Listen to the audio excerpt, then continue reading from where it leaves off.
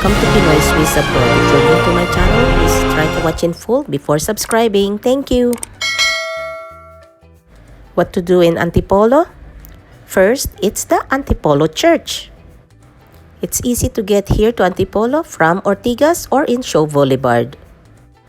You can also get a Grab or any taxi. Sumolong Highway is named after him. Second is the beautiful falls here in Antipolo. Sa mga kababayan ko po dyan, try nyo pong i-bisitahin to dahil napakalapit lang po nito sa Metro Manila. At saka maganda po siya at free entry pa.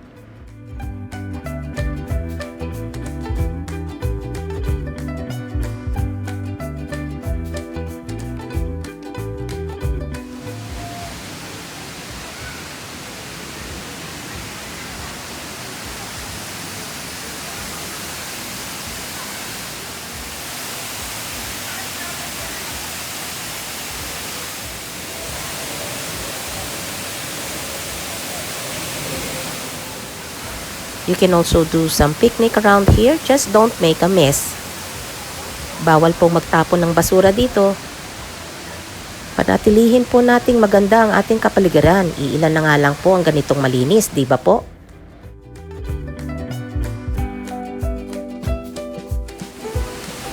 Let's enjoy the nature. Enjoy lang po natin ang paligid.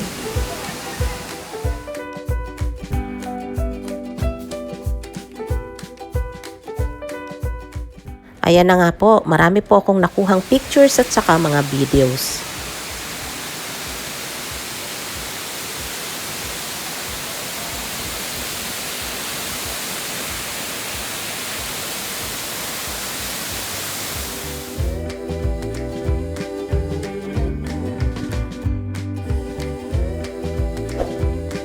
Ayan, nag-like na po ba kayo?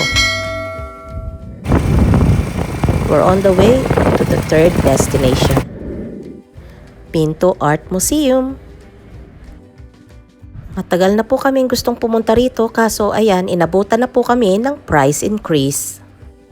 Entrance fee is 300 per adults and 150 for students.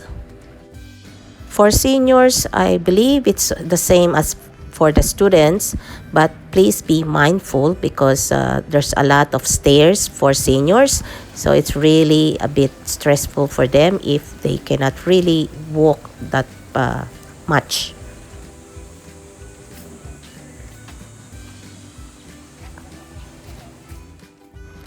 The place is really picturesque. Pwedeng-pwede po sa inyong pang IG at pang Facebook.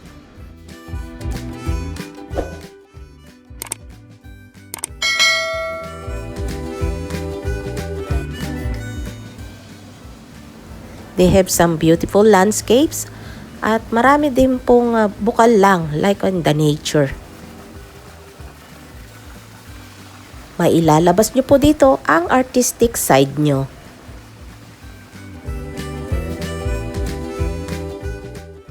There's so many things to see. Inabot nga po kami ng 3 oras. Some arts are provoking your thoughts and some are just abstract that you really have to think about. Lahat naman po ng arts may meaning. Nasa sa inyo po yan kung papaano nyo i-interpret.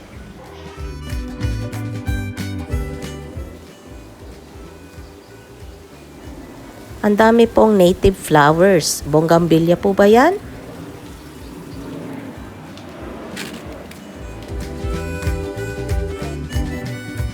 This one is made of water bottle. You can have a rest and many table and chairs inside. Ayan, tanda nyo po ba nung kabataan nyo?